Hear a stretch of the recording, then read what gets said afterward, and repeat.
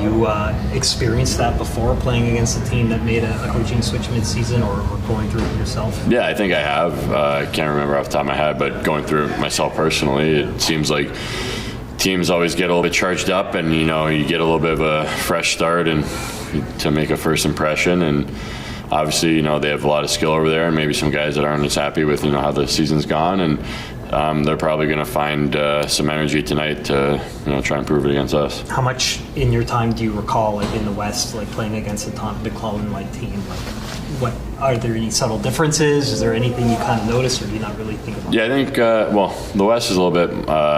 Everyone talked about how it was heavier and whatnot, but his teams definitely were. It seemed like teams that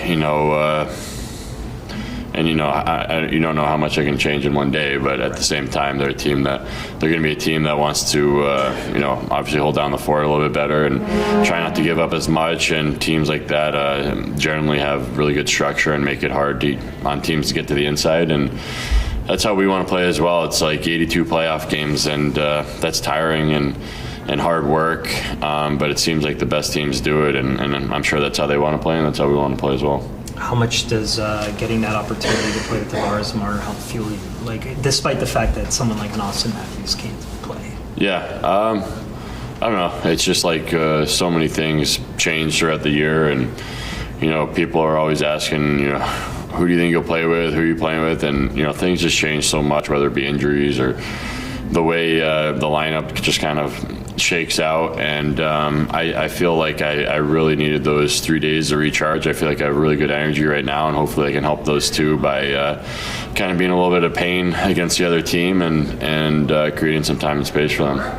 What's it do for the team just to get a few days away to unwind? Well, you get some rest, right? A lot of hockey. We had a lot of back-to-backs.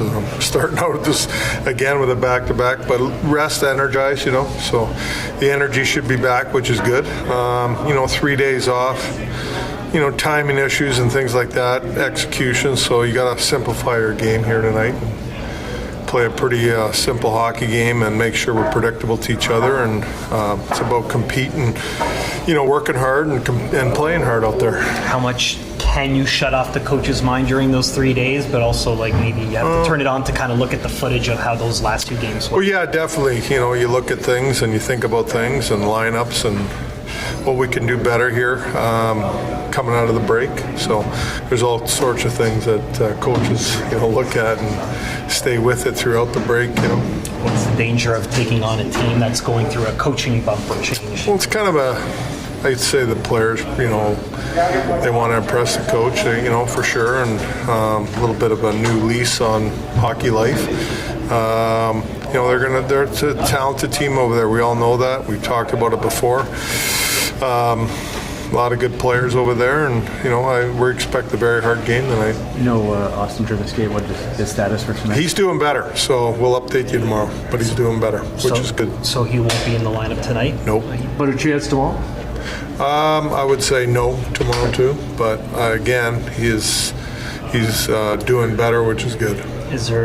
Doing better is a good thing, but is there any concern it's going to extend longer or revisit or anything? Listen, I can't give you any more than that, to be honest with you. I mean, like I said, I'll update you more tomorrow. See how he's doing tomorrow. What stands out about Todd McClellan, the coach? Very successful coach over a number of years.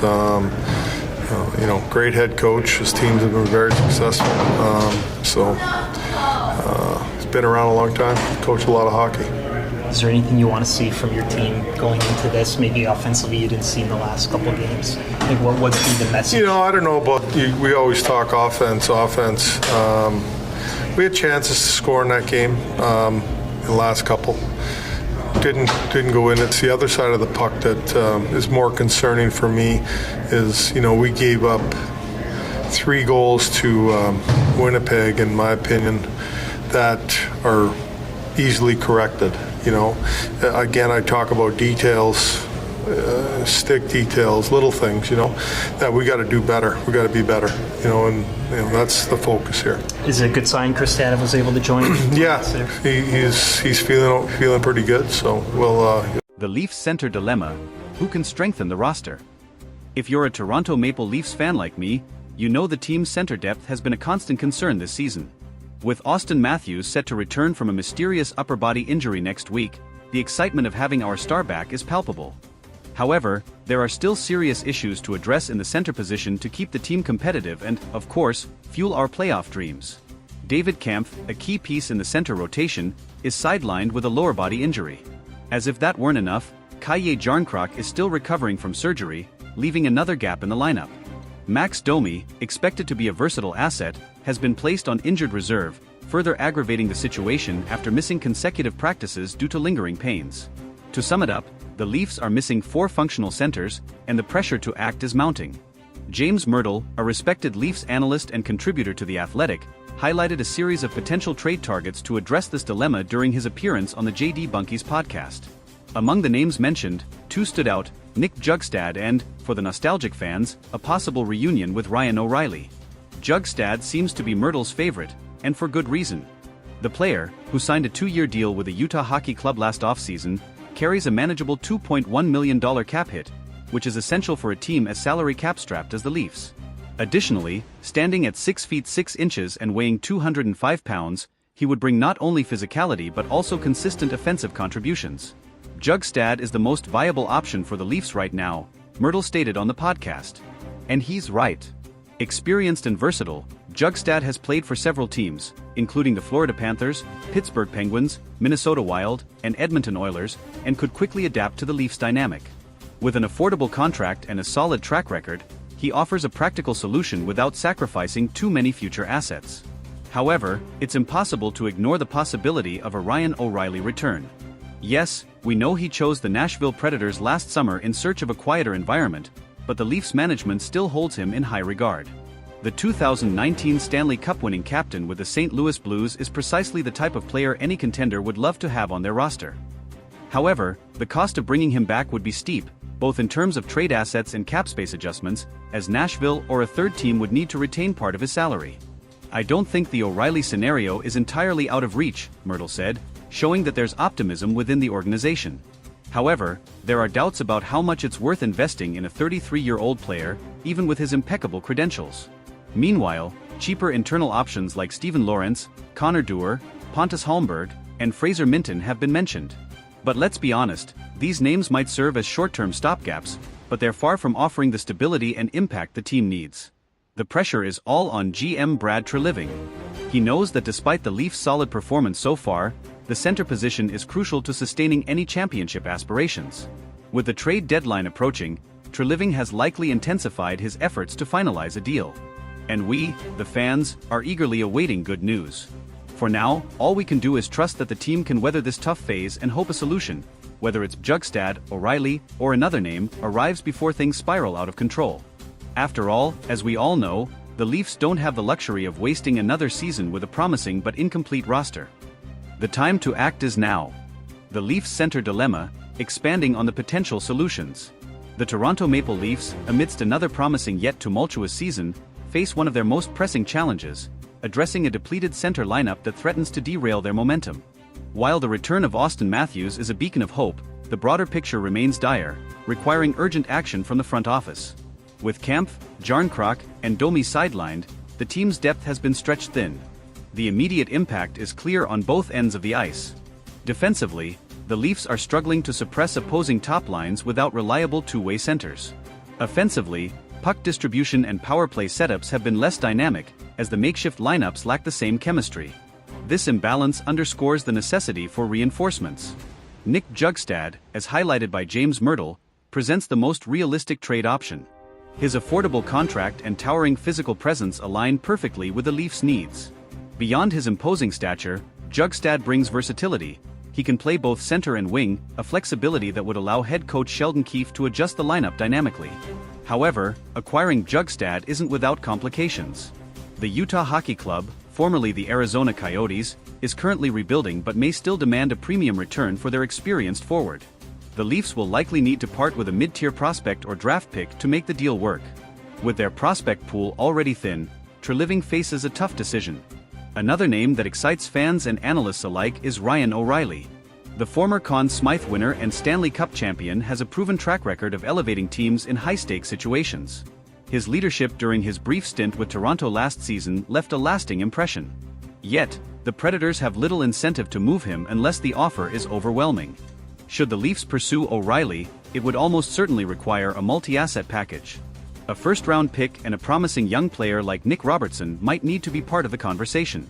Additionally, Nashville would have to retain salary, a process that often involves a third-party team to facilitate. The logistics are challenging but not insurmountable. Internal options like Pontus Holmberg and Fraser Minten offer short-term relief but lack the experience needed for a deep playoff run. Holmberg has shown flashes of potential, but his limited NHL exposure raises questions about his readiness for a consistent role.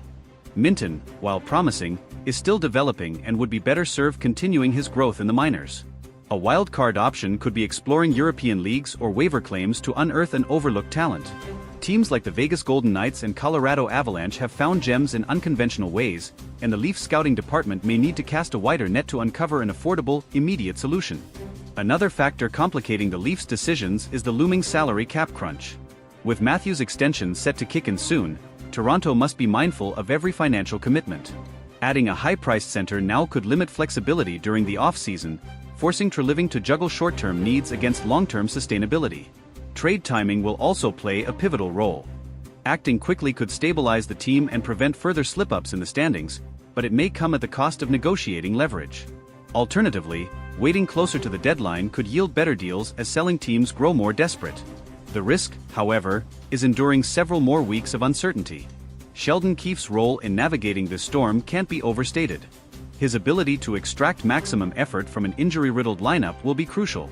Keefe has already experimented with unconventional line combinations, but the lack of true centers limits his tactical options.